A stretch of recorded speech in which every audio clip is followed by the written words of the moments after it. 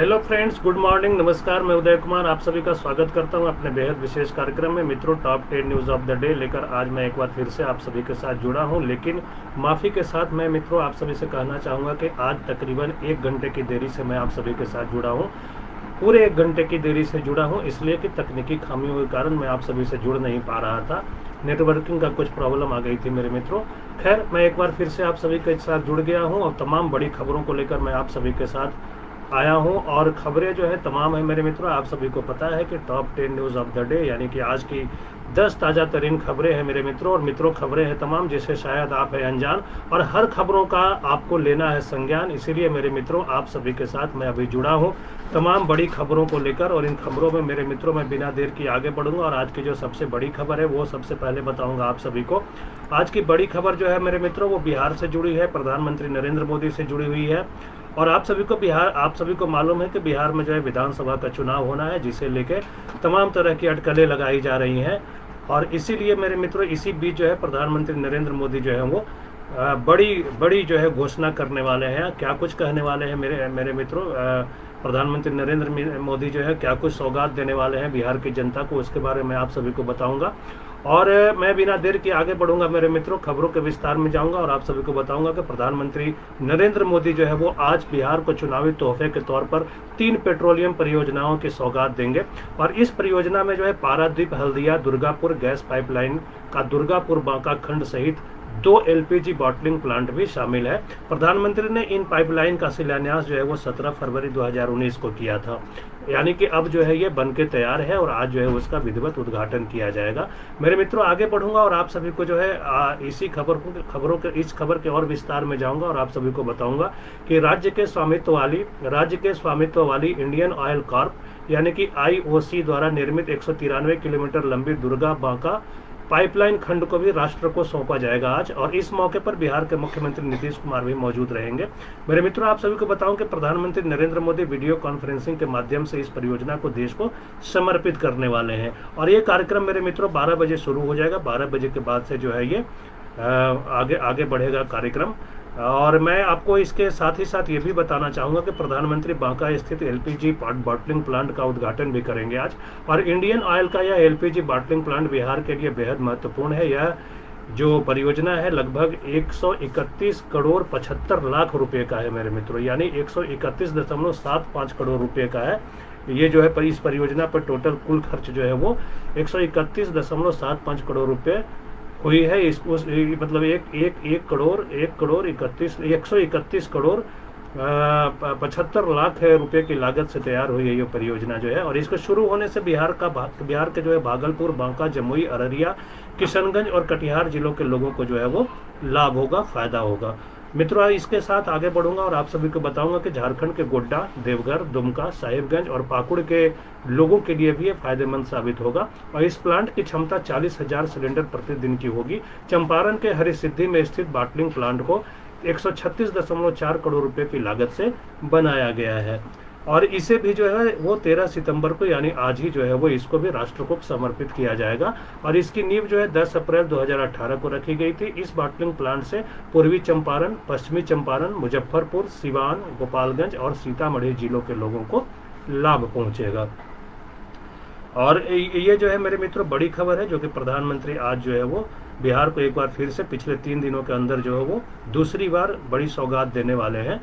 और आज जो है 2 से 3 परियोजनाओं का जो है 3 पेट्रोलियम परियोजनाओं का जो उद्घाटन करेंगे। बन के तैयार है ये परियोजनाएं मेरे मित्रों। ये जो है शिलान्यास नहीं है बल्कि उद्घाटन है, यानी कि अब देश को जो है वो सुपुर्द करेंगे प्रधानमंत्री जो है नरेंद्र मोदी। आज बिहार वासियों को ये तोहफा देने वाले हैं। मित्रों आगे बढ़ूंगा और बिहार की बात करूं तो बिहार में जैसा कि आप सभी को मालूम है कि बिहार में विधानसभा का चुनाव होना है। बिहार सियासी सरगर्मी जो है वो तेज है। वहां पे तमाम दलों के नेता जनता को लुभाने में जुटे हैं। सीट शेयरिंग को लेकर जो है प्रेशर पॉलिटिक्स भी की जा रही है। इसी बीच मेरे मित्रों खबर यह है कि एनडीए में ऑल इज वेल कर गए हैं JP नड्डा। यानी JP नड्डा आप सभी को पता है कि 2 दिवसीय दौरे पर थे और जो है वो कल जो है दिल्ली लौट चुके हैं, कल रात में। और इस बीच खबर ये आ रही है कि एनडीए में सब कुछ ठीक ठाक हो गया है। JP नड्डा आके सब ठीक कर दिया और सीट बंटवारे का मसला भी सुलझ गया है। इस खबर के विस्तार में जाऊंगा मेरे मित्रों और आप सभी को बताऊंगा कि बिहार के राष्ट्रीय लोकतांत्रिक गठबंधन में फंसती दिख रही लोक जनशक्ति पार्टी और जनता दल यूनाइटेड की गांठ अब सुलझ गई है। माना जा रहा है कि गठबंधन में सीट शेयरिंग का फार्मूला भी तय हो गया है, हालांकि इसकी औपचारिक घोषणा अभी नहीं की गई है। भारतीय जनता पार्टी के जो राष्ट्रीय अध्यक्ष हैं जेपी नड्डा ने अपने 2 दिनों के बिहार दौरे के दौरान सभी गतिविधियों को दूर कर दिया है और इसके बाद जो है घटक दलों के सुर जो है बदले हुए हैं। कल तक जेडीयू अध्यक्ष और मुख्यमंत्री नीतीश कुमार से नाराज चल रहे हैं लोक जनशक्ति पार्टी के अध्यक्ष जो है चिराग पासवान, उनके तेवर नरम पड़ गए हैं और वहीं नीतीश कुमार के पक्ष में चिराग पर जो है वो हमलावर जो लगातार थे हिंदुस्तानी अवाम मोर्चा के अध्यक्ष जीतन राम मांझी, वो भी अभी जो है वो चुप्पी साध गए हैं, यानी कि वो भी चुप्पी साधे हुए हैं। अब किसी तरह से कोई बयानबाजी नहीं हो रही है। और मेरे मित्रों, इसी के साथ बताऊंगा कि बीते कल यानी शनिवार को जेपी नड्डा और नीतीश कुमार की मुलाकात बीजेपी और जेडीयू की पहली औपचारिक बैठक थी और बताया जा रहा है कि इसमें दोनों दलों ने एनडीए में सीट शेयरिंग के मुद्दे पर बात की। इसके बाद जेपी नड्डा ने उप मुख्यमंत्री सुशील कुमार मोदी के आवास पर बिहार बीजेपी कोर कमेटी की बैठक की और जेपी नड्डा ने इससे पहले दिल्ली में एलपीजी अध्यक्ष चिराग पासवान से भी बात की और बताया जा रहा है कि इन बैठकों में सभी मामले सुलझा लिए गए हैं। और एक बात तो पहले से तय है कि एनडीए नीतीश कुमार के नेतृत्व में चुनाव में जाएगा और इस पर एक बार फिर मुहर लगी है। सीटों के बंटवारे पर भी चर्चा हो गई है और सूत्र बताते हैं कि यह तय कर लिया गया है कि बिहार में जेडीयू के बड़े भाई की भूमिका, जेडीयू जो है वो बड़े भाई की भूमिका में रहेगा और यह भूमिका सीटों के मामले में भी दिख सकता है। ऐसे जो है वो संभावनाएं जताई जा रही है, ऐसी बातें कही जा रही हैं। इसी के साथ मेरे मित्रों आगे बढ़ूंगा और आप सबको ये भी बताऊंगा कि जेडीयू को जो है सबसे ज़्यादा सीटें मिलने की उम्मीद है। इसके बाद बीजेपी को सीटें मिलेंगी। एनडीए के अन्य घटक दलों में जैसे लोक जनशक्ति पार्टी है और अभी अभी शामिल जो है हिंदुस्तानी अवाम मोर्चा की बात करें तो इनका नंबर बाद में आता है। किसे कितनी सीटें मिलेंगी इसकी घोषणा 1 सप्ताह के भीतर की जा सकती है, ऐसी आशंका जताई जा रही है, ऐसी बातें कही जा रही हैं। मित्रों, आप सभी को यह भी बताता चलूं कि नीतीश कुमार से मुलाकात के पहले जेपी नड्डा ने दिल्ली में एलजेपी अध्यक्ष चिराग पासवान से भी मुलाकात की थी और उन्हें समझाया गया था। इसके बाद उनके बागी तेवर नरम पड़ गए हैं। जेपी नड्डा ने चिराग पासवान को जो है वो सीटों को लेकर आश्वासन दिया है। अब क्या कुछ होगा, कितनी सीटें किसको मिलेंगी, ये जो है 1 सप्ताह के अंदर जैसे कि बातें कही जा रही है वो स्पष्ट हो जाएगा, क्लियर हो जाएगा, साफ हो जाएगा। इसी के साथ मैं ये भी बताता चलूंगा कि पटना में जेपी नड्डा की नीतीश कुमार से और दिल्ली में जो चिराग पासवान से क्या बातें हुई यह तो फिलहाल स्पष्ट नहीं है, लेकिन दोनों दलों सहित जो है एनडीए के अन्य दलों के नेताओं के बयानों से माना जा रहा है कि असहमति के सारे बिंदु समाप्त हो गए हैं और चिराग पासवान ने कहा है कि सीटों का कोई मसला अभी नहीं रहा है और चिराग पासवान ने यह भी कहा है कि वे बीजेपी के हर फैसले के साथ खड़े हैं। मुख्यमंत्री नीतीश कुमार उनके भी मुख्यमंत्री हैं, इसलिए अपनी बातें उनसे कही। चिराग पासवान ने दोहराया कि उन्हें बीजेपी का हर फैसला मंजूर है और प्रधानमंत्री नरेंद्र मोदी में उनकी पूरी आस्था है, उनके कारण ही उनकी पार्टी एनडीए में है। और जेपी नड्डा के दौरे के बाद जो है हिंदुस्तानी अवाम मोर्चा के अध्यक्ष जीतन राम मांझी भी चुप है, उन्होंने चिराग पासवान के खिलाफ कोई बयान फिलहाल नहीं दिया है। हालांकि पहले से कहते आए हैं कि वे नीतीश कुमार के साथ है अगर उनके कारण एनडीए में है। और इस बीच जेडीयू प्रवक्ता राजीव रंजन ने कहा है कि एनडीए में कोई विवाद नहीं है, समय आने पर सीटों का भी ऐलान कर दिया जाएगा। तो ये मेरे मित्रों बड़ी खबर है जो कि बिहार से है, जो मैंने आप सभी को दिया। इसी के साथ मैं आगे बढ़ूंगा और आगे अगली खबर जो है वो भी बिहार से है, बिहार विधानसभा 2020 से ही जुड़ी हुई है और वो खबर क्या कुछ है मेरे मित्रों उसके बारे में बताऊंगा। उससे पहले हमारे साथ पंकज टीचर भी जुड़ गए हैं। ये जो है पंकज डांगी हैं जो कि शिक्षक हैं, ये हमारे मित्र हैं, ये हमसे जुड़े हैं। पंकज भाई आपका बहुत बहुत धन्यवाद हमसे जुड़ने के लिए। आप जैसे तमाम लोग हमारे वीडियो को, मेरे कार्यक्रम को पसंद करते हैं, लाइक करते हैं, कमेंट करते हैं, ऐसे तमाम लोगों का मैं अपने कार्यक्रम में स्वागत करता हूं, उनका अभिनंदन करता हूं और उनका जो हृदय के अंतःकरण से मैं धन्यवाद करता हूं। इसी के साथ मेरे मित्रों मैं आगे बढ़ूंगा और आगे बढ़ते हुए मैं आप सभी को जैसा कि बताया कि अगली खबर जो है वो भी बिहार से ही है और खबर यह है कि बिहार बीजेपी प्रदेश मुख्यालय में बीते कल जो है पार्टी के राष्ट्रीय अध्यक्ष जेपी नड्डा ने आत्मनिर्भर अभियान का आगाज किया और अपने संबोधन में जेपी नड्डा ने कहा कि बिहार में नीतीश कुमार के नेतृत्व में एक बार फिर से एनडीए की सरकार बनेगी। इस मौके पर भारतीय जनता पार्टी के अध्यक्ष ने आत्मनिर्भर बिहार 2020 पोर्टल को भी लॉन्च किया और इसके बाद प्रदेश कार्यालय से जो है आत्मनिर्भर रथ को जेपी नड्डा ने हरी झंडी दिखाकर सभी जिलों के लिए रवाना किया। यह डिजिटल रथ जो है जिलों में जाकर आत्मनिर्भर बिहार बनाने के लिए फीडबैक लेगी। मेरे मित्रों मैं आप सभी को बताऊं कि इस बीच जो है वो चुनावी नारा भी बीजेपी की तरफ से दिया गया है और क्या कुछ उसमें है मेरे मित्रों उसके बारे में बताऊंगा आप सभी को। तो बिहार विधानसभा चुनाव को देखते हुए भारतीय जनता पार्टी ने नया नारा दिया है, जन जन की पुकार आत्मनिर्भर बिहार। जो नया नारा है मेरे मित्रों विधानसभा चुनाव को लेकर, बिहार विधानसभा चुनाव को लेकर बीजेपी की तरफ से जो नया नारा दिया गया है वो है जन जन की पुकार आत्मनिर्भर बिहार। और इस नारे के साथ जो है भारतीय जनता पार्टी इस बार चुनावी समर में उतरने जा रही है। और जेपी नड्डा ने कहा है कि आत्मनिर्भर बिहार की यात्रा जो है वो बिहार को मुख्य धारा में लाकर खड़ा करेगी। और इसी के साथ ही उन्होंने कहा है कि 2014 के पहले नेताओं का क्या वक्तव्य था हम देखेंगे, हम करेंगे, हम कर नहीं पा रहे हैं। 2014 के बाद प्रधानमंत्री नरेंद्र मोदी ने राजनीति की संस्कृति यह बदली है कि हम कर सकते हैं, हम करेंगे। और जेपी नड्डा ने कहा कि कोरोना से लड़ अमेरिका भी रहा है। जेपी नड्डा ने यह भी कहा है कल अपने उद्बोधन में कि कोरोना से तो अमेरिका भी लड़ रहा था और यूरोप भी, लेकिन यहाँ नेतृत्व में स्पष्टता नहीं थी, विजन नहीं था। प्रधानमंत्री ने बेहद साफ फैसला किया, जान है तो जहान है, फिर कहा कि जान भी है और जहान भी है। और आज कोरोना पर नियंत्रण का परिणाम आप सबके सामने है। इससे पूर्व कार्यक्रम का शुभारंभ प्रदेश अध्यक्ष डॉक्टर संजय जायसवाल ने किया। इसी के साथ मेरे मित्रों आगे बढ़ूंगा और इसमें थोड़ी सी और जानकारी है वो भी बताऊंगा। तो जेपी नड्डा ने अपने संबोधन के दौरान बिहारियों की प्रतिभा और क्षमता की तारीफ के पुल बांध दिए और कहा कि जहां नजर आए बिहारियों की प्रतिभा का डंका बजता दिखता है। चाहे एम्स दिल्ली में डॉक्टर की सूची उठाकर देख लो, चाहे सुप्रीम कोर्ट के वकीलों के नाम की सूची देख लो, जेएनयू में तो 50-60% बिहारी छात्र ही हैं।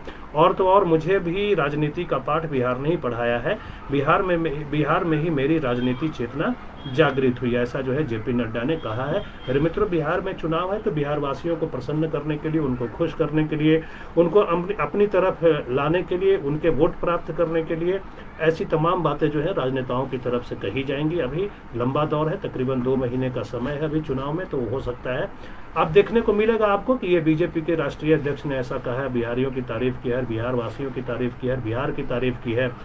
और तमाम जो है कांग्रेस के नेता भी करेंगे, राष्ट्रीय जनता दल के नेता तो करेंगे। तो ये जो है इस तरह के जो है बिहारियों की अभी बड़ी प्रशंसा होगी, चूंकि वोट प्राप्त करना है तो उसके लिए ये सब किए जाएंगे। लेकिन एक बीच में अपनी तरफ से अवश्य कहना चाहूँगा कि अगर बिहार को आप इतना चाहते हैं तो बिहार को जो है स्पेशल स्टेटस का जो है स्पेशल स्टेट का दर्जा दे दीजिए, ताकि जो पिछड़ा बिहार बोलते हैं या फिर गरीब बिहार बोलते हैं वो गरीब कम से कम ऊपर उठ के आप मानते हैं कि जातिगत आरक्षण आप देते हैं, भाषा आपका मानना है कि जो गरीब है उसको जो है उससे उत्थान होगा, उसको संबल प्राप्त होगा, तो बिहार के उत्थान के लिए भी स्पेशल स्टेट का दर्जा देना चाहिए केंद्र सरकार को। और जेपी नड्डा अगर वहाँ गए हैं, बीजेपी की सरकार है केंद्र में, तो ये बात अवश्य ही वहाँ पे उठाना चाहिए था। उठा है कि नहीं उठा है पता नहीं। चलिए आगे बढ़ूंगा और आज की जो है चौथी खबर वो भी बिहार से जुड़ी हुई है मेरे मित्रों, वो भी बिहार विधानसभा चुनाव से ही जुड़ी हुई है। और खबर यह है कि एक तरफा संवाद से जो है छूट रहा है महागठबंधन के छोटे दलों का धैर्य। और इस खबर के विस्तार में जाऊंगा और मित्रों आप सभी को बताऊंगा एनडीए में सीट बंटवारे को लेकर जो स्थिति स्पष्ट होती जा रही है। आप सभी को मालूम है, आप सभी को मैंने अभी बताया कि जिस तरह से बिहार में जो है एनडीए ने एक तरह से जेपी नड्डा के दौरे ने ये साफ कर दिया है कि कौन कितनी सीटों पर चुनाव लड़ेगा, लेकिन महागठबंधन में इसे लेके जो है अभी भी स्पष्टता नहीं है, अभी भी कुछ भी साफ नहीं हो रहा है। तो मित्रों खबर वही है कि एनडीए में सीट बंटवारे को लेकर अब इस स्थिति जो है वो स्पष्ट होती जा रही है। वहीं महागठबंधन में अभी भी जो है कुछ साफ नहीं हो पाया है और इसी का और वजह जो है वो राष्ट्रीय जनता दल की चुप्पी है। घटक दलों का धैर्य जो है वो टूटने लगा है। स्थिति ऐसी है कि कुछ घटक दलों ने अपने प्रभाव वाले क्षेत्र में अकेले लड़ने के विकल्प पर भी काम शुरू कर दिया है, ऐसी खबरें आ रही हैं। और अगर मैं मित्रों थोड़ा विस्तार दो इस खबर को, तो आप सभी को बताऊं कि महागठबंधन में जो है भारतीय कम्युनिस्ट पार्टी, मार्क्सवादी कम्युनिस्ट पार्टी, भारतीय कम्युनिस्ट पार्टी माले, उसके बाद जो है जो आरएलएसपी है उपेंद्र कुशवाहा की पार्टी वो, उसके बाद जो है वीआईपी जो कि मुकेश सहनी की पार्टी है, और जो है इन सबों की जो है यानी कि मैं ये बोल रहा हूँ कि महागठबंधन में जो है वो सीपीआई, सीपीएम, आरएलएसपी और वीआईपी की उम्मीद राष्ट्रीय जनता दल के फैसले पर टिकी हुई है। और उधर राष्ट्रीय जनता दल के जो नेता हैं वो किसी तरह के फैसले पर पहुंच नहीं पा रहे हैं और संकेत भी नहीं दे रहे हैं। और सीटों को लेकर स्थिति स्पष्ट नहीं होने से इन दलों को लग रहा है कि कहीं वे प्रचार युद्ध में पिछड़ नहीं जाए। और इसी के साथ मेरे मित्रों आप सभी को यह भी बताता चलो कि महागठबंधन में एक तरफा संवाद हो रहा है, राष्ट्रीय जनता दल और कांग्रेस के बीच कुछ तय हो रहा है। उधर वामपंथी दल जो है और जो है आरएलएसपी और वीआईपी की एक दूसरे के संपर्क में है, संशय में भी हैं ये तीनों पार्टियां जो है। और घटक दलों का कहना है कि महागठबंधन का सबसे बड़ा दल जो है राष्ट्रीय जनता दल है, तो उसको जो है बैठक बुलानी चाहिए और बातचीत आगे बढ़नी चाहिए। ऐसा जो है ये तमाम जो घटक दल है इंडिया जो महागठबंधन में शामिल है उनकी बात मैं कर रहा हूँ मेरे मित्रों। और मैं आप सभी को बताऊं कि आरएलएसपी जो है राष्ट्रीय लोक समता पार्टी की बात मैं कर रहा हूं मेरे मित्रों कि राष्ट्रीय लोक समता पार्टी के जो राष्ट्रीय अध्यक्ष उपेंद्र कुशवाहा, उनका कहना है कि हम लोगों का एक ही मकसद है, एनडीए और मुख्यमंत्री नीतीश कुमार से बिहार को मुक्त करना। सीट बंटवारे पर अभी तय नहीं हुआ है, इसका फैसला महागठबंधन के नेताओं को सामूहिक रूप से करना चाहिए।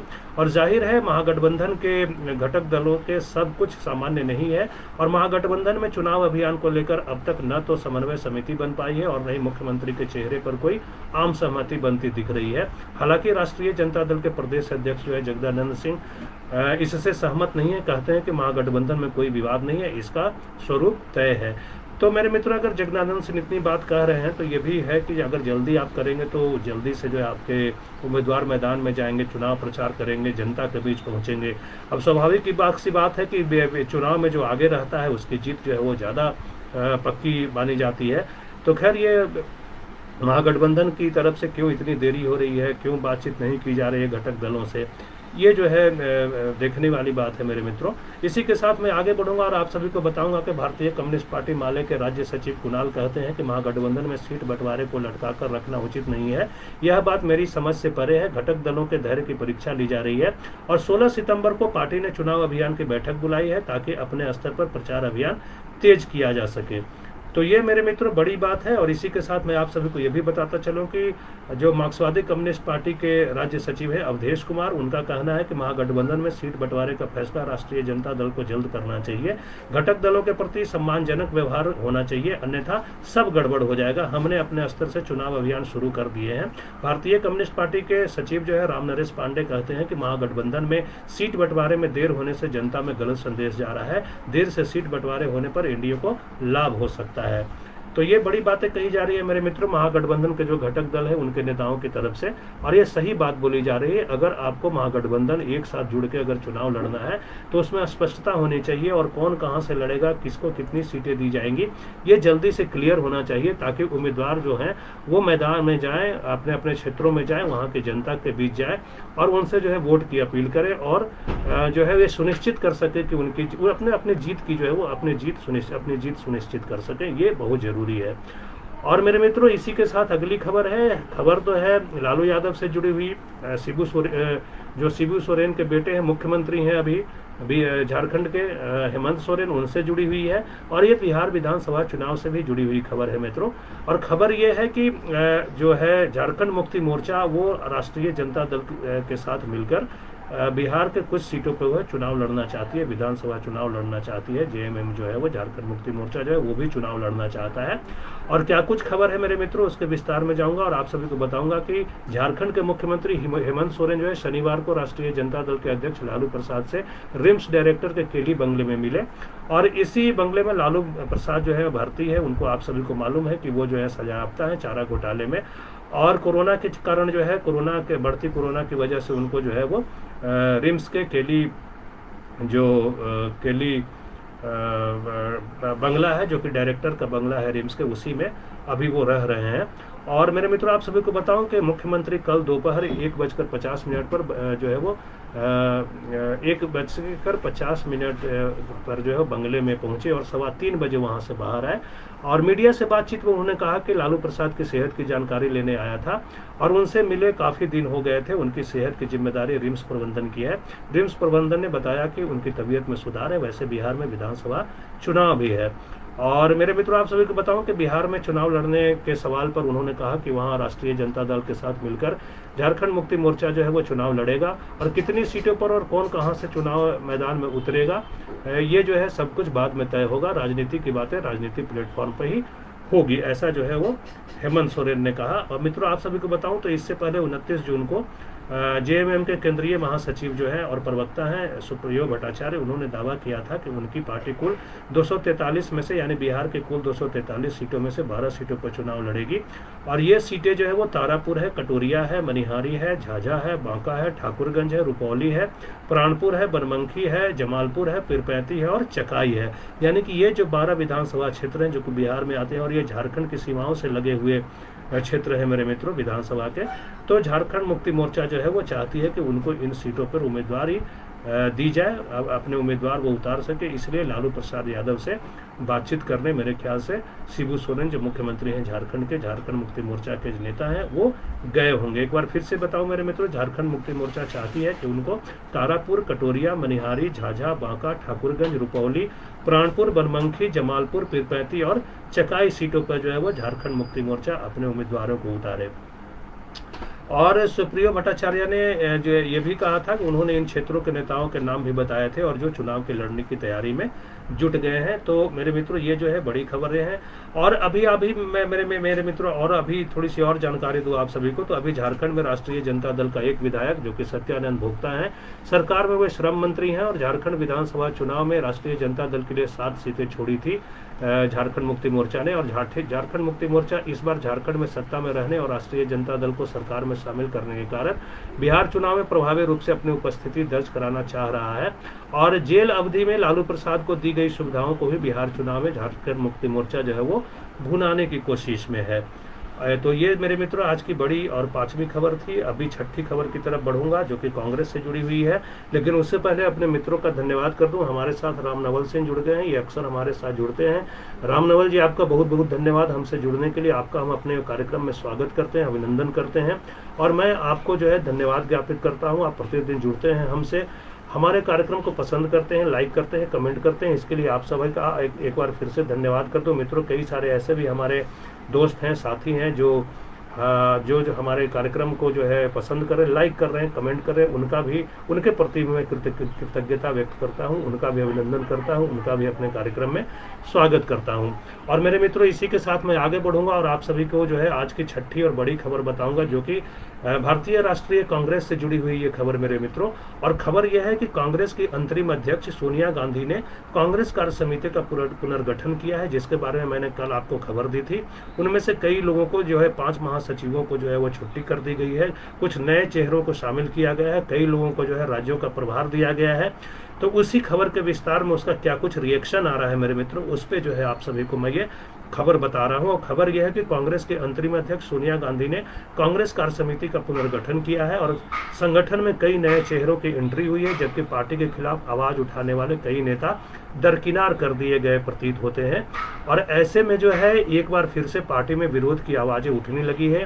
कहा जा रहा है कि कांग्रेस के वो 23 नेता जिन्होंने सोनिया गांधी को पिछले महीने पार्टी में बड़े बदलाव की मांग करते हुए चिट्ठी लिखी थी, वो फिर से नाराज हैं और पार्टी के खिलाफ इनका जो है अगला कदम क्या होगा उसको लेकर इन नेताओं ने बीते कल शनिवार को दिल्ली में एक महत्वपूर्ण बैठक की है, अहम बैठक की है। माफ कीजिएगा मेरे मित्रों, इसी के साथ मैं आगे बढ़ूंगा और आप सभी को बताऊंगा कि जो खबर आ रही है उसके मुताबिक बैठक में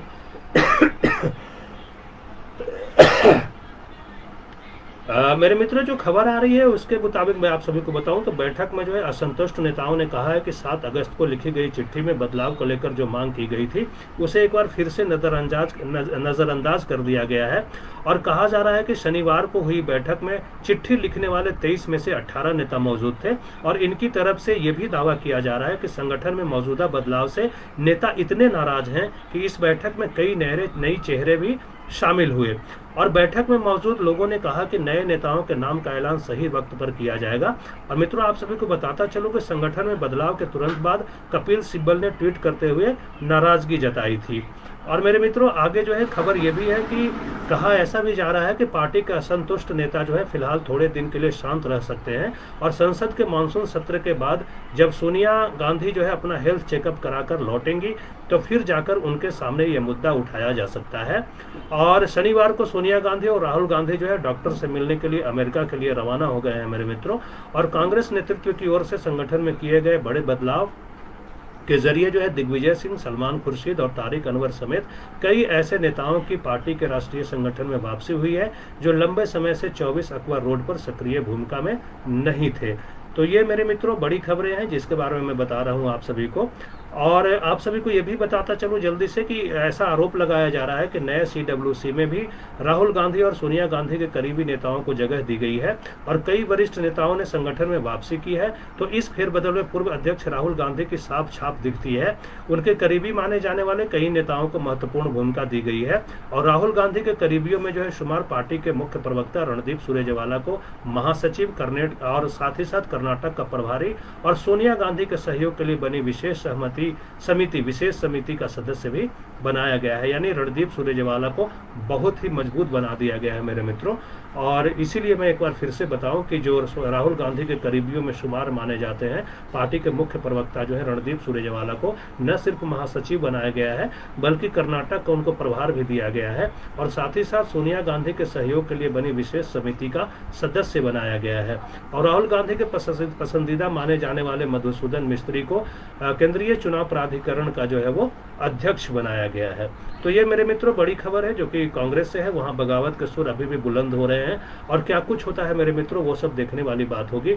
और जो है इसका नतीजा क्या होगा वो भी आप सभी के सामने आएगा, आप सभी के सामने मैं लेकर आऊंगा। मित्रों अगली खबर की तरफ बढ़ूंगा जो कि आज की बड़ी और 7वीं खबर होगी। उससे पहले मैं अपने मित्रों का एक बार फिर से धन्यवाद कर दूं। हमारे साथ अजय सिंह जुड़ गए। अजय भाई आपका बहुत बहुत धन्यवाद हमसे जुड़ने के लिए। राम नवल जी आपका बहुत बहुत धन्यवाद और पंकज डांगी आपका भी बहुत बहुत धन्यवाद हमसे जुड़ने के लिए। वो तमाम मित्रगण जो हमसे जुड़े हुए हैं, मेरे कार्यक्रम को पसंद कर रहे हैं, लाइक कर रहे हैं, कमेंट कर रहे हैं, आपका भी मैं अपने कार्यक्रम में स्वागत करता हूं, अभिनंदन करता हूं, आपका शुक्रिया अदा करता हूं। मेरे मित्रों इसी के साथ मैं आगे बढ़ता हूं और अभी की जो एक और बड़ी खबर आ रही है मेरे मित्रों, ये बहुत बड़ी खबर है और खबर ये है कि जो केंद्रीय गृह मंत्री हैं अमित शाह, एक बार फिर से उनकी तबीयत बिगड़ी है और अमित शाह को सांस में तकलीफ के बाद जो है दिल्ली के एम्स में भर्ती कराया गया है और पोस्ट कोविड केयर के बाद 15 दिन पहले अस्पताल से छुट्टी मिली थी उनको, अमित शाह को।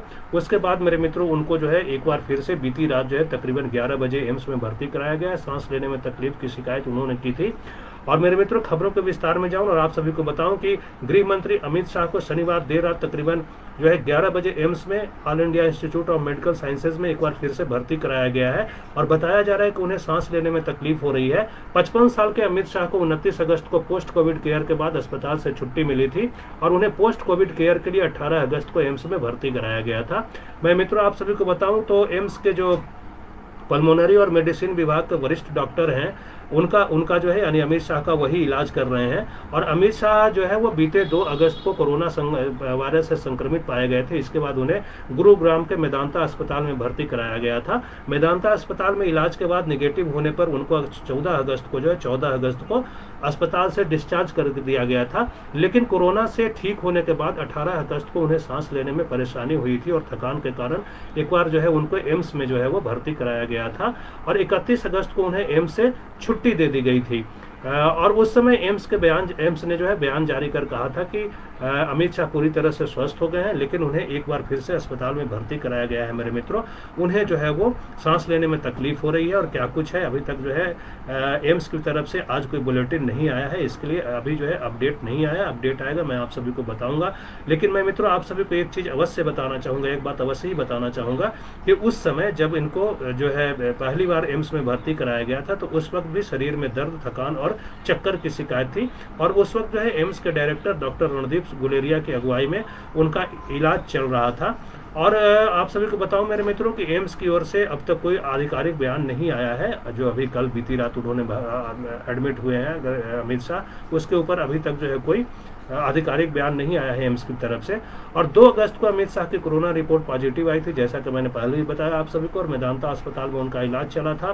14 अगस्त को कोरोना रिपोर्ट नेगेटिव आने के बाद उन्हें अस्पताल से छुट्टी मिली थी और 14 अगस्त के बाद जो है मेरे मित्रों ये दूसरी बार है जब एम्स में अमित शाह को भर्ती कराया गया है। हम जो है कामना करते हैं परमात्मा से, प्रभु से कामना करते हैं कि अमित शाह जो है जल्द स्वस्थ हो जाए, हम सभी के बीच आए और देश जो है देश निर्माण में अपना अहम योगदान जैसे कि दे रहे हैं वैसे देते रहें। मेरे मित्रों इसी के साथ मैं एक अच्छी जानकारी भी दे दूंगा आपको, और अच्छी जानकारी ये है कि इस बीच अच्छी खबर यह है कि केंद्रीय आयुष मंत्री जो है श्रीपद नाइक, वो जो है अस्पताल से उनको छुट्टी दे दी गई है और जांच रिपोर्ट के मुताबिक गोवा से लोकसभा सदस्य जो श्रीपद नाइक है कोरोना वायरस संक्रमण से मुक्त हो गए हैं। 12 अगस्त को उन्हें पणजी के एक निजी अस्पताल में भर्ती कराया गया था। एक अधिकारी ने बताया कि नाइक को अस्पताल से छुट्टी देने से पहले अखिल भारतीय आयुर्वेद संस्थान यानी एम्स के विशेषज्ञों से सलाह ली गई थी। तो ये थी मेरे मित्रों कोरोना से जुड़ी हुई खबर, और कोरोना का इफेक्ट, कोरोना का क्या प्रभाव गलत या सही पड़ रहा है मेरे मित्रों, उस सही तो नहीं ही पड़ रहा है, गलत प्रभाव ही पड़ रहा है, नकारात्मक प्रभाव पड़ रहा है। वो कारोबार हो, राजनीति हो या फिर शिक्षा हो, आप देख रहे हैं सब जो है प्रभावित हुए हैं कोरोना वायरस के कारण।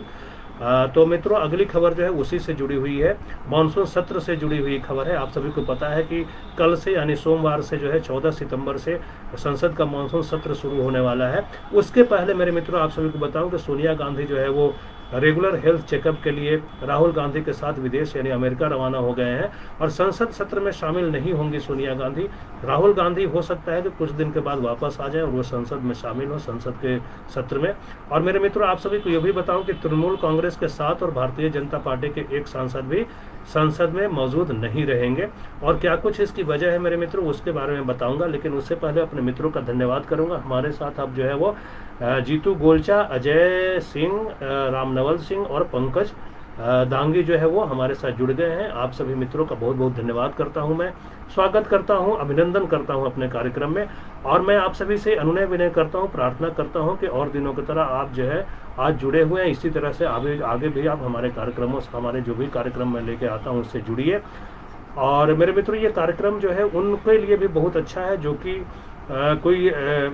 किसी न किसी प्रतियोगी परीक्षा की तैयारी कर रहे हैं। चूंकि अगर उनको जनरल नॉलेज मजबूत रखना है तो मैं उन्हीं को ध्यान में रखते हुए ये जो है कार्यक्रम न्यूज़ का कार्यक्रम है मेरे मित्रों। आप देखते होंगे, टीवी भी देखते होंगे, अखबार भी पढ़ते होंगे, रेडियो भी सुनते होंगे, सोशल मीडिया पर भी जो है न्यूज़ देखते होंगे, समाचार देखते होंगे। लेकिन मैं जितने विस्तार में आपको खबरें देता हूँ मेरे मित्रों, बहुत कम जगह आपको देखने को मिलती हैं। खैर मैं मित्रों इसी के साथ आगे बढ़ूंगा। जैसा कि मैंने आप सभी को बताया कि कोरोना के दौर में संसद का मानसून सत्र जो है 14 सितंबर से शुरू हो रहा है और इसका असर सत्र पर भी पड़ेगा। कुछ सांसद अपनी उम्र और स्वास्थ्य की वजह से सत्र में शामिल नहीं होंगे। इनमें कांग्रेस अध्यक्ष सोनिया गांधी भी शामिल है। सूत्रों के मुताबिक बताया जा रहा है कि सोनिया गांधी अपने पुत्र राहुल गांधी के साथ हेल्थ चेकअप के लिए विदेश रवाना हो गई हैं और वो जो है 2 सप्ताह बाद ही अब भारत लौटेंगी। और मेरे मित्रों इस बीच जो है तृणमूल कांग्रेस जो कि ममता बनर्जी की पार्टी है, तृणमूल कांग्रेस के 7 और बीजेपी के 1 सांसद भी सत्र में मौजूद नहीं रहेंगे। इनमें से कुछ सांसद अभी कोरोना बीमारी से उबरे हैं, ऐसे में वे संसद सत्र में शामिल होने में सुरक्षित महसूस नहीं कर रहे हैं। और मेरे मित्रों आप सभी को बताता चलूं कि केंद्रीय रेल राज्य मंत्री सुरेश अंगड़ी जो है अंगदी वो सत्र में शामिल नहीं हो पाएंगे। उनकी कोरोना रिपोर्ट शुक्रवार को पॉजिटिव आई थी। वहीं केंद्रीय आयुष मंत्री श्रीपद नाइक शनिवार को अस्पताल से छुट्टी मिली है उनको, तो अब ठीक हो गए हैं। कोरोना की वजह से करीब 1 महीने तक वो अस्पताल में भर्ती रहे थे। ऐसे में 67 साल के जो श्रीपद नाइक है उनका भी सत्र में शामिल होने की संभावना कम ही है। और मित्रों इसी के साथ आगे बढ़ूंगा और आप सभी को बताऊंगा कि राज्यसभा के चीफ व्हिप जो है सुखेंदु शेखर राय समेत 7 तृणमूल सांसदों ने सेशन में शामिल नहीं होने का फैसला किया है। राय ने बताया है कि मैंने सभापति वेंकैया नायडू को पत्र लिखकर जानकारी दी है। उन्होंने बताया कि मेरी उम्र और जो है अनलॉक के दौरान होम सेक्रेटरी का आदेश जिसमें 65 साल से अधिक उम्र के लोगों को घर में ही रहने की सलाह दी गई है। संसद का सदस्य होने के नाते हम नियम तोड़ नहीं सकते हैं। और उन्होंने बताया कि कोलकाता नॉर्थ से सांसद सुदीप बंदोपाध्याय जिनकी उम्र 67 साल है, कांति सांसद शशि अधिकारी जिनकी उम्र जो है वो 78 साल है, और मथुरापुर से जो है सांसद चौधरी मोहन जटुआ जिनकी उम्र 82 साल है, ये भी सत्र से गैर मौजूद रहेंगे, यानी ये भी जो है संसद में शामिल नहीं होंगे सत्र में। और वहीं जो है राय यानी जिनकी मैं अभी बात कर रहा था मेरे मित्रों, तो वो जो है सुब्रत राय की मैं ये बोल रहा था मेरे मित्रों कि कोलकाता नॉर्थ से सांसद सुदीप बंदोपाध्याय, कांति सांसद शिशिर अधिकारी और मथुरापुर से सांसद चौधरी मोहन जटुआ ये जो है संसद के सत्र में शामिल नहीं होंगे। और सुब्रत बख्शी, मानस भुइयां और सुभाषिष चक्रवर्ती राज्यसभा की कार्यवाही में शामिल नहीं होंगे। ये जो है स्पष्ट रूप से कह दिया गया है। और मेरे मित्रों कांग्रेस के वरिष्ठ नेता और पूर्व प्रधानमंत्री बल्कि कहिए, पूर्व केंद्रीय मंत्री तो थे ये, लेकिन जो है पूर्व प्रधानमंत्री कहिए, मैं ये बोलना चाहता हूँ, आपको बताना चाहता हूँ कि कांग्रेस के वरिष्ठ नेता और पूर्व प्रधानमंत्री मनमोहन सिंह जिनकी उम्र 87 वर्ष है, और AK एंटनी जो पूर्व केंद्रीय मंत्री हैं, इनकी उम्र जो है 79 साल है, अपनी उम्र के बावजूद भी जो है संसद के सत्र में हिस्सा ले सकते हैं। हालांकि अभी तक इनकी तरफ से या पार्टी की ओर से कोई बयान जारी नहीं किया गया है। बीजेपी के एक राज्यसभा सांसद जो कैंसर का इलाज करा रहे हैं, उनको भी डॉक्टर्स ने घर में ही रहने की सलाह दी है। हालांकि उनके नाम का खुलासा नहीं किया गया है।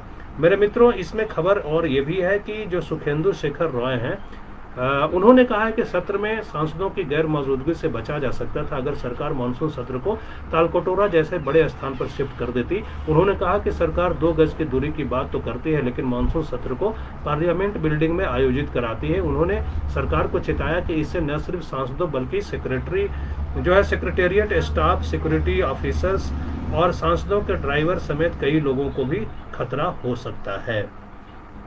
और मेरे मित्रों, आप सभी को यह भी बताता चलो कि सत्र के पहले दिन यानी कि संसद सत्र के पहले दिन राज्यसभा में जो उपसभापति पद के लिए चुनाव होगा, विपक्ष की ओर से राष्ट्रीय जनता दल के जो राज्यसभा सांसद हैं मनोज झा और एनडीए की ओर से जनता दल यूनाइटेड के जो नेता हैं हरिवंश नारायण सिंह, इन दोनों के बीच जो है कांटे की टक्कर होने की उम्मीद है। भारतीय जनता पार्टी के लिए पहले ही भारतीय जनता पार्टी ने जो है वो इसके लिए पहले ही व्हिप जारी कर दिया है और दोनों नेताओं ने, मेरे मित्रों मैं बताऊं, नामांकन दाखिल कर दिया है। तो 14 सितंबर को क्या कुछ होगा ये देखने वाली बात होगी। हालांकि एनडीए का पलड़ा अभी तक भारी लग रहा है।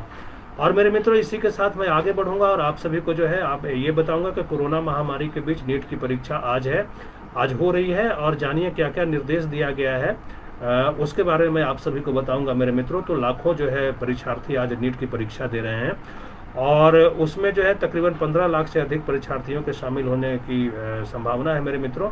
और इस खबर के विस्तार में जाऊंगा और आप सभी को बताऊंगा कि कोरोना वायरस महामारी के सख्त प्रावधानों के बीच आज जो है मेडिकल प्रवेश परीक्षा नीट कराई जा रही है और इसमें 15 लाख से अधिक परीक्षार्थियों के शामिल होने की उम्मीद है। और राष्ट्रीय परीक्षा एजेंसी यानी कि एनटीए ने सामाजिक दूरी बनाए रखने के लिए परीक्षा केंद्रों की संख्या बढ़ाकर 3862 कर दी है और जबकि जो है प्रत्येक कमरे में परीक्षार्थियों की संख्या को पूर्व निर्धारित संख्या 24 से घटाकर 12 कर दिया गया है। इतना ही नहीं, एनटीए पहली बार परीक्षा केंद्रों में परीक्षार्थियों को बिस्किट भी देगी और दूर से आने वाले और डायबिटीज वाले परीक्षार्थियों को ध्यान में रखकर यह निर्णय लिया गया है। दरअसल छात्र जो है कोविड-19 संक्रमण के चलते परीक्षा केंद्र में खाने का कोई सामान नहीं ला सकते। मेरे मित्रों, आप सभी को बताऊं कि एनटीए के जो महानिदेशक है विनीत जोशी, उन्होंने बताया है कि टच फ्री नीट 2020 की तैयारी पूरी की गई है। देश में होने वाली परीक्षा में जो 15,19,375 परीक्षार्थी हिस्सा लेंगे। उन्होंने कहा कि परीक्षा टच फ्री और संक्रमण मुक्त रहेगी। परीक्षार्थियों की सुरक्षा का पूरा ध्यान रखा जाएगा। हालांकि छात्र और अभिभावकों से अपील है कि वे परीक्षा के नियमों का पालन करें और तय समय पर जो है वो परीक्षा केंद्र पहुंचकर जांच में सहयोग करें। वहीं सभी राज्य सरकारों से परीक्षा के सफलतापूर्वक आयोजन में सहयोग की अपील की गई है एनटीए की तरफ से। मेरे मित्रों, इसमें खबर यह भी है कि यदि किसी छात्र का तापमान यानी कि उसका टेम्परेचर बॉडी का जो है 99.4 डिग्री से अधिक होगा, यानी 99.4 डिग्री से अगर अधिक होगा शरीर का तापमान, तो उसे आइसोलेशन रूम में परीक्षा देनी होगी और शिक्षक जो है वो पीपीई किट पहनकर ड्यूटी करेंगे। यदि कोई छात्र पीपीई किट और फेस शील्ड पहनकर परीक्षा देना चाहेगा तो उसे अनुमति होगी। हालांकि ऐसे छात्रों को तय समय से परीक्षा केंद्र पहुंचना होगा ताकि उसकी पीपीई किट, फेस शील्ड आदि की पूरी जांच हो सके और बिना जांच उसे परीक्षा केंद्र में जाने की अनुमति नहीं मिलेगी। और इसी के साथ मेरे मित्रों, आप सभी को और इसमें जानकारी दें तो देश की सबसे बड़ी प्रवेश परीक्षा नीट जो है 2020 के सफलतापूर्वक कराने के लिए 3 लाख शिक्षक और अधिकारी तैनात किए गए हैं। ये पिछले साल के मुकाबले 2 गुने से अधिक हैं और पहले 1.5 लाख शिक्षक और अधिकारी तैनात होते थे। इस बार परीक्षा नियंत्रक के साथ जो है उप परीक्षा नियंत्रक की भी तैनाती की गई है। और मेरे मित्रों, इसी के साथ और जानकारी इसमें यह है कि पेन और कागज आधारित परीक्षा में नकल रोकने के लिए परीक्षा में 30 छात्रों पर एक जैमर, सीसीटीवी और वीडियोग्राफी से निगरानी हो रही है और साथ ही साथ जो है परीक्षा नियंत्रक विभाग और एनटीए मुख्यालय से सीधी निगरानी की जा रही है। और छात्र जो है वो बेशक मास्क पहने होगा, लेकिन सही छात्र की परीक्षा दे रहा है इसकी गोपनीय तरीके से वो जांच भी हो रही है। और मेरे मित्रों, इसी के साथ जो है आगे बढ़ूंगा। आज की जो है वो 10वीं खबर बताऊंगा। मेरे मित्रों, आज जो है 10 नहीं बल्कि 15 खबरें मैंने आप सभी के लिए लाई है। चूंकि 1 घंटे के विलंब से मैं आप सभी के साथ जुड़ा हूं, तो जो भी ताज़ा तरीन खबरें थी मैं सोचा आप सभी को वो जल्दी दे दूं। और अगली खबर जो है मेरे मित्रों वो कोरोना से जुड़ी है। चूंकि मैंने कोरोना की बात की है अभी तक, तो कोरोना से जुड़ी हुई जो खबरें हैं मेरे मित्रों उसमें यह है कि 24 घंटे में संक्रमण के जो है 94,409 नए मामले मिले हैं और 77,860 लोग जो है 60 लोग जो है वो रिकवर हुए। महाराष्ट्र में 22,000 से ज़्यादा मरीज एक दिन में मिले हैं और देश में अब तक जो है 47,50,000 यानी 47.5 लाख कोरोना के नए मामले जो है संक्रमितों की संख्या अब हो गई है मेरे मित्रों। और इसी के साथ मैं आगे बढ़ूंगा और आप सभी को बताऊंगा कि देश में 24 घंटे में कोरोना के 94,000 से ज़्यादा मरीज मिले हैं और इसके साथ ही अब तक 47,51,788 लोग संक्रमित हो चुके हैं। बीते कल यानी शनिवार को 76,467 लोग रिकवर हुए हैं। देश में अब तक 36,99,298 लोग जो है वो ठीक भी हो चुके हैं। अगर मैं बीते कल की बात बताऊं मेरे मित्रों, तो यानी 24 घंटे की बात बताऊं तो 1,111 यानी 1,111 जो है कोरोना की वजह से मौत हो गई है लोगों की मेरे मित्रों, यानी कि 1,111 लोग जो है वो दम तोड़ चुके हैं पिछले 24 घंटे के अंदर कोरोना वायरस की वजह से। और मरने वालों की अब कुल संख्या जो है मेरे मित्रों वो 78,614 हो चुकी है। वहीं महाराष्ट्र में जो है 22,084 नए मरीज मिले हैं पिछले 24 घंटे के अंदर। और ये आंकड़े मेरे मित्रों में आप सभी को covid19india.org के मुताबिक दे रहा हूँ। और इस बीच मेरे मित्रों खबर यह है कि सीरम इंस्टीट्यूट ऑफ इंडिया ने कहा है कि एस्ट्राजेनेका और ऑक्सफोर्ड यूनिवर्सिटी के वैक्सीन का दोबारा trial drugs controller general of India यानी DCGI की इजाज़त मिलते ही शुरू किया जाएगा। और इससे पहले जो मैं आप सभी को बताऊं मेरे मित्रों कि एक जो न्यूज एजेंसी है रॉयटर्स, उसने फार्मा कंपनी एस्ट्राजेनेका के हवाले से कहा था कि ब्रिटेन में जो है वैक्सीन का ट्रायल फिर से शुरू किया जाएगा। और मेरे मित्रों ये जो है 10वीं खबर थी, 11वीं खबर की तरफ बढ़ूंगा। और एक ये जो है बहुत बड़ी खबर है और ये खबर इसलिए बड़ी है मेरे मित्रों कि कोरोना मरीजों के लिए स्वास्थ्य मंत्रालय ने जो है वो प्रोटोकॉल जारी किया है और 15 पॉइंट का प्रोटोकॉल है मेरे मित्रों। उसमें क्या कुछ कहा गया है उसके बारे में आप सभी को विस्तार से बताऊंगा। खबरों के विस्तार में जाऊं मेरे मित्रों और आप सभी को बिना देर किए बताऊं तो देश में जो है संक्रमण के भयावह स्थिति को देखते हुए स्वास्थ्य मंत्रालय ने कोरोना मरीजों और कोरोना से ठीक हो चुके अन्य लोगों के लिए प्रोटोकॉल सलाह जारी की है। इसमें योगासन से लेकर काढ़ा पीने और च्यवनप्राश खाने की सलाह भी दी गई है। एक बार फिर से बताऊंगा मेरे मित्रों कि देश में संक्रमण की भयावह स्थिति को देखते हुए केंद्रीय स्वास्थ्य मंत्रालय और परिवार कल्याण मंत्रालय जो है उसने कोरोना मरीजों और कोरोना से ठीक हो चुके हुए अन्य लोगों के लिए भी प्रोटोकॉल का जो है वो सलाह जारी की है। और इसमें योगासन से लेकर काढ़ा पीने और च्यवनप्राश खाने तक की सलाह दी गई है। और स्वास्थ्य मंत्रालय की ओर से कहा गया है मेरे मित्रों कि मास्क का इस्तेमाल करें और सोशल डिस्टेंसिंग का पालन करें, पर्याप्त मात्रा में गर्म पानी पिएं, आयुष मंत्रालय द्वारा बताई गई इम्यूनिटी बढ़ाने वाली दवाओं का भी इस्तेमाल करें, घर पर या ऑफिस के काम जो है वो धीरे धीरे ही शुरू करें ऐसा कहा गया है। और पर्याप्त नींद लें और आराम करें, योग करें, रोजाना योगासन, प्राणायाम और मेडिटेशन करें, डॉक्टर द्वारा सुझाए गए ब्रीदिंग एक्सरसाइज करें, मॉर्निंग और इवनिंग वॉक करें, आसानी से पचने वाली डाइट लें, स्मोकिंग और एल्कोहल से दूरी बनाएं, रोजाना सुबह गर्म दूध या पानी के साथ 1 चम्मच च्यवनप्राश खाएं, रोजाना सुबह और शाम को जो है वो गर्म दूध में 1 चम्मच हल्दी डालकर पिएं और हल्दी और नमक के पानी से गरारा करें। हल्के गर्म पानी के साथ 1 से 3 ग्राम मुलेठी पाउडर रोजाना लें। सामुदायिक तौर पर योग सेशन में हिस्सा ले। ये तमाम बातें कही गई है मेरे मित्रों। एक बार फिर से मैं बताऊंगा कि स्वास्थ्य मंत्रालय से की ओर से क्या कुछ कहा गया है। तो मास्क पहनने के लिए कहा गया है मेरे मित्रों, उसके बाद सोशल डिस्टेंसिंग का पालन करने के लिए कहा गया है, पर्याप्त मात्रा में गर्म पानी पीने के लिए कहा गया है और साथ ही साथ जो है इम्यूनिटी बढ़ाने वाली जो आयुष मंत्रालय के द्वारा बताई गई इम्यूनिटी बढ़ाने वाली दवाओं का भी सेवन करने की बात कही गई है, ऐसे सुझाव दिए गए हैं। और घर पर या ऑफिस के काम जो है धीरे धीरे शुरू करने की बात कही गई है। पर्याप्त रूप से जो है नींद लेने की बात कही गई है, आराम करने के लिए कहा गया है, योग करने के लिए कहा गया है, प्रतिदिन योगासन, प्राणायाम और मेडिटेशन करने के लिए कहा गया है और डॉक्टर द्वारा सुझाए गए जो है ब्रीदिंग एक्सरसाइज यानी सांस लेने के जो एक्सरसाइज है उनके बारे में बताया, वो करने के लिए कहा गया है। और उसके साथ जो है सुबह और शाम में जो है वो टहलने की बात कही गई है। आसानी से पचने वाला खाना खाने के लिए बोला गया है। स्मोकिंग यानी कि अगर आप कोई स्मोकिंग करते हैं, सिगरेट पीते हैं या फिर अल्कोहल यानी कि मदिरा पान करते हैं तो उससे दूरी बनाने के लिए कहा गया है, यानी उससे मनाही की गई है। और रोजाना जो है गर्म दूध या पानी के साथ 1 चम्मच च्यवनप्राश खाने की बात भी कही गई है और प्रतिदिन जो है सुबह और शाम में गर्म दूध में 1 चम्मच हल्दी डालकर पीने की बात कही गई है। हल्दी और नमक के पानी से गरारा करने और हल्के गर्म पानी के साथ 1 से 3 ग्राम मुलेठी पाउडर रोजाना लेने की बात सलाह दी, यानी प्रतिदिन लेने की सलाह दी गई है। और सामुदायिक तौर पर योगासन सेशन में हिस्सा लेने की सलाह भी दी गई है। ये जो है मेरे मित्रों जो मैंने बताया, ये जो है वो केंद्रीय स्वास्थ्य मंत्रालय की तरफ से जो बातें कही गई है उसके बारे में मैंने बताया आप सभी को। और ये जो है वो प्रोटोकॉल जो है वो जारी किए गए हैं केंद्रीय स्वास्थ्य मंत्रालय की तरफ से। और मेरे मित्रों, इसी के साथ एक और खबर मैं आप सभी को दे दूं जो कि कोरोना से जुड़ी हुई है, और उसमें कहा जा रहा है कि कोरोना वैक्सीन को लेकर एक अच्छी खबर है। भारत बायोटेक ने ट्वीट किया है कि कोवैक्सीन के पशु परीक्षण यानी एनिमल ट्रायल जो है वो कामयाब रहे हैं। देश में Indian council for medical research यानी ICMR और भारत बायोटेक मिलकर स्वदेशी वैक्सीन बना रहे हैं। एक बार फिर से बताऊं मेरे मित्रों कि कोरोना वैक्सीन को लेकर एक अच्छी खबर आई है। भारत बायोटेक ने ट्वीट किया है कि कोवैक्सीन के पशु परीक्षण यानी एनिमल ट्रायल जो है कामयाब रहे हैं। देश में Indian council for medical research यानी कि ICMR और भारत बायोटेक मिलकर स्वदेशी वैक्सीन बना रहे हैं। कंपनी ने बताया कि ट्रायल में पता चला कि जानवरों में इम्यून सिस्टम बेहतर हुआ है। तो मेरे मित्रों, ये जो है एक बड़ी खबर थी। इसी के साथ अब मैं आप सभी को महाराष्ट्र ले चलूंगा, और आप सभी को पता है कि वहाँ कंगना रनौत का मामला है, रिया चक्रवर्ती का मामला है। लेकिन अभी मैं जो है मेरे मित्रों वो खबर आपको जो है वो कंगना रनौत से जुड़ी हुई जो खबर है उसके बारे में बता रहा हूं। और खबर यह है मेरे मित्रों कि महाराष्ट्र सरकार से चल रही तना के बीच कंगना रनौत जो है वो महाराष्ट्र के राज्यपाल भगत सिंह कोश्यारी से आज मुलाकात करेंगी। ये मुलाकात जो है शाम 4:30 बजे तय हुई है।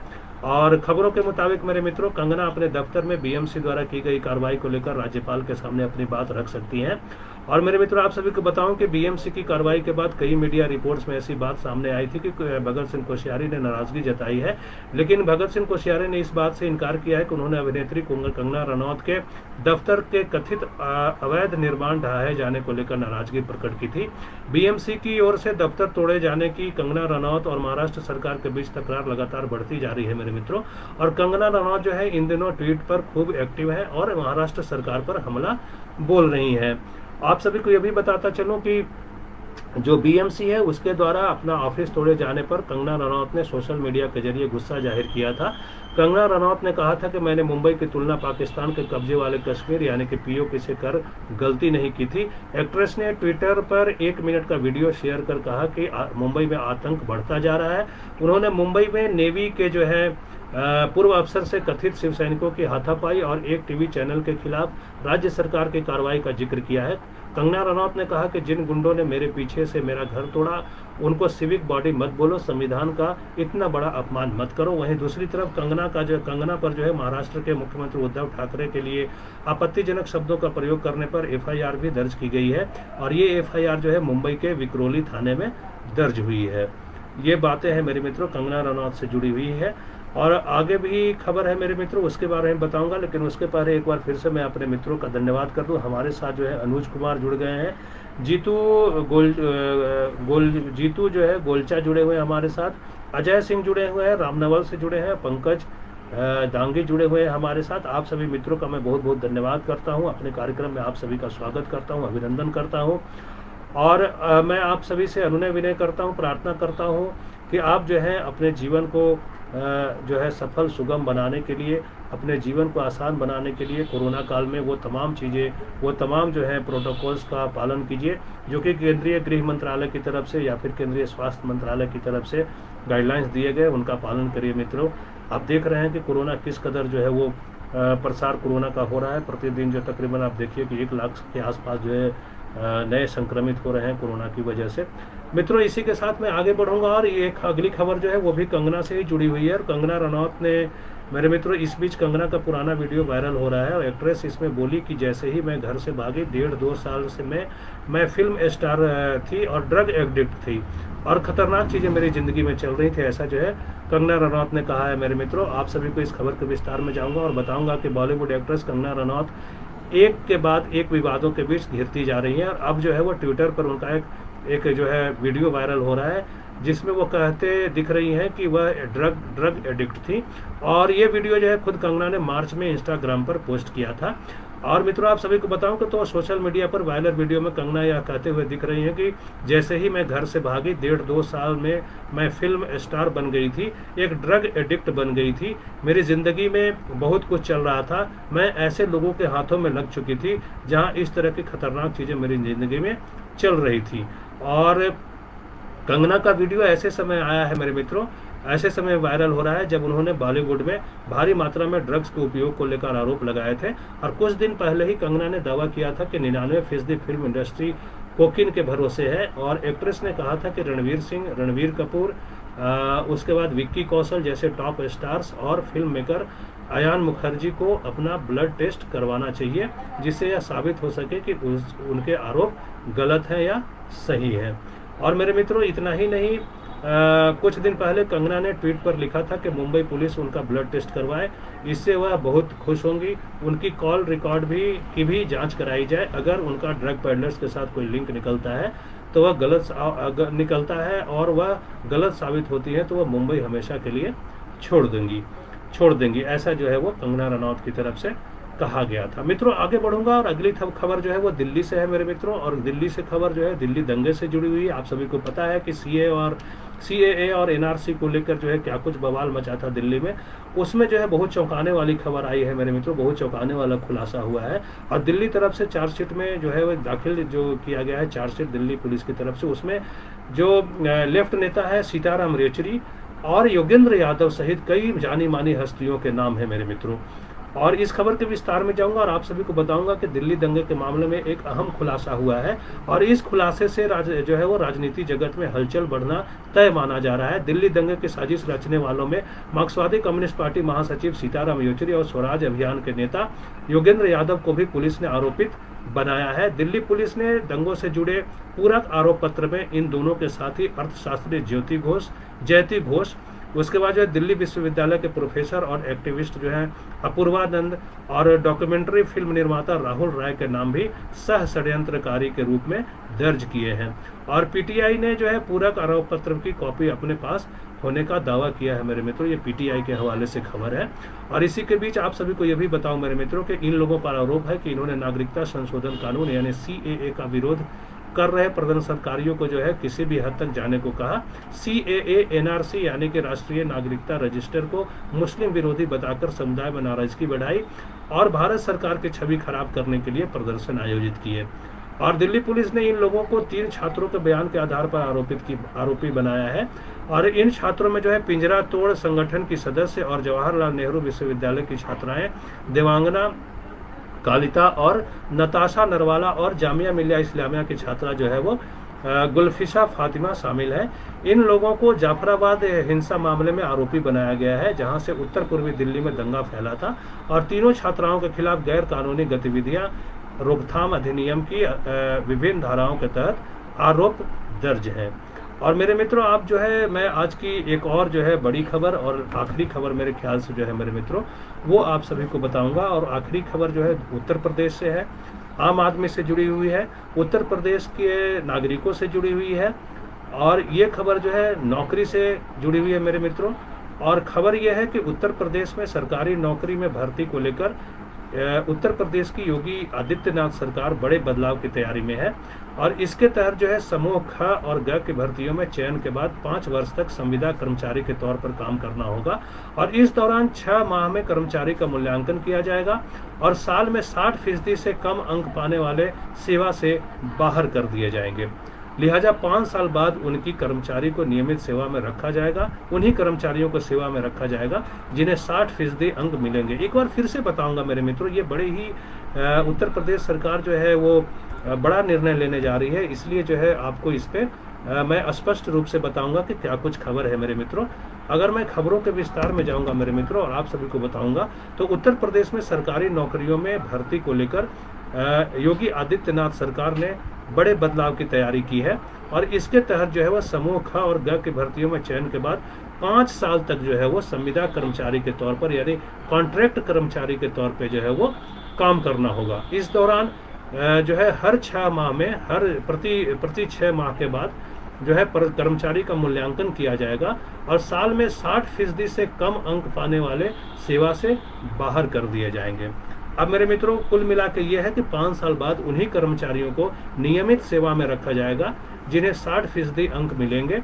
और इस दौरान कर्मचारियों को नियमित सेवकों की तरह मिलने वाले अनुमन्य सेवा संबंधी लाभ नहीं मिलेंगे। और इसके साथ ही साथ जानकारी ये दी जा रही है मेरे मित्रों, जानकारी ये है कि कार्मिक विभाग इस प्रस्ताव को जल्द कैबिनेट के समक्ष लाने की तैयारी कर रहा है। और इसके लिए हर विभाग से सुझाव मांगे जा रहे हैं। सभी विभागों से सुझाव लेने के बाद इसे कैबिनेट में जो है लाया जाएगा। और इसके पीछे का तर्क ये है कि इस व्यवस्था से कर्मचारियों की दक्षता बढ़ेगी, साथ ही नैतिकता जो है वो देशभक्ति और कर्तव्य परायणता के मूल्यों का विकास होगा, और इतना ही नहीं, सरकार पर वेतन का खर्च भी कम होगा। मित्रों, आप सभी को बताता चलूं कि मौजूदा व्यवस्था में अलग अलग भर्ती प्रक्रिया में चयनित कर्मचारियों को 1 या 2 वर्ष के प्रमोशन पर नियुक्ति दी जाती है, और इस दौरान कर्मियों को नियमित कर्मी की तरह वेतन और अन्य जो है लाभ दिए जाते हैं। 1 या 2 वर्षों के प्रोबेशन अवधि के दौरान से वो जो है वे वरिष्ठ अफसरों की निगरानी में कार्य करते हैं। इसके बाद उन्हें नियमित किया जाता है, लेकिन प्रस्तावित नई व्यवस्था के तहत 5 वर्ष बाद ही मौलिक नियुक्ति की जाएगी। नई व्यवस्था में तय फार्मूले पर इनका छमाही मूल्यांकन होगा। इसमें प्रतिवर्ष 60% से कम अंक पाने वाले सेवा से बाहर होते रहेंगे, और जो 5 वर्ष की सेवा तय शर्तों के साथ पूरी कर सकेंगे उन्हें मौलिक नियुक्ति दी जाएगी। और मेरे मित्रों, आप सभी को यह भी बताता चलूं कि खबर यह है, खबरों के मुताबिक प्रस्तावित व्यवस्था समस्त सरकारी विभागों के समूह ख और समूह ग के पदों पर लागू होगी, और ये मृतक आश्रित कोटे से भर्ती होने वाले कर्मचारियों पर भी लागू होगी। हालांकि इसके दायरे से केवल पीसीएस और जो है वो पीसीएस जे के पद ही बाहर होंगे। यानी कि अगर पीसीएस से कोई जाता है व्यक्ति, पीसीएस पास कर को, यानी कि जो राज्य का जो, जैसे हमारे यहाँ बिहार पब्लिक सर्विस कमीशन होता है, उसी हिसाब से अगर पब्लिक सर्विस कमीशन से अगर कोई भर्ती होता है तो उस पर ये लागू नहीं होगा। तो ये मेरे मित्रों बड़ी खबरें हैं जिसके बारे में मैंने आप सभी को बताया। आज जो है कुल 15 खबरों से मैंने आप सभी को रूबरू कराया, इसलिए वीडियो भी आज जो है वो लंबा हो गया मेरे मित्रों। आज चूँकि खबरें जो है वो 15 हो गई थी, चूँकि मैं आपसे देर से जुड़ा था, तकरीबन 1 घंटे के देर से जुड़ा था, और अब जो है मेरे मित्रों 12 बजने वाले हैं। और आप सभी को पता है कि 12 बजे मैं आप सभी के लिए लेकर आता हूँ पितृपक्ष पे स्पेशल कार्यक्रम, विशेष कार्यक्रम लेके आता हूँ। इसलिए मैं बिना देर के आप सभी से अब विदा लूँगा, और इसी के साथ मैं आप सभी से थोड़ी ही देर बाद जो है जुड़ूंगा, और अब मैं पितृपक्ष के बारे में आप सभी से चर्चा करूँगा। मेरे मित्रों, आप सभी हमारे साथ जुड़े इसके लिए बहुत बहुत धन्यवाद। मैं आप सभी से बिना देर के अब विदा लूँगा। नमस्कार, प्रणाम, गुड बाय।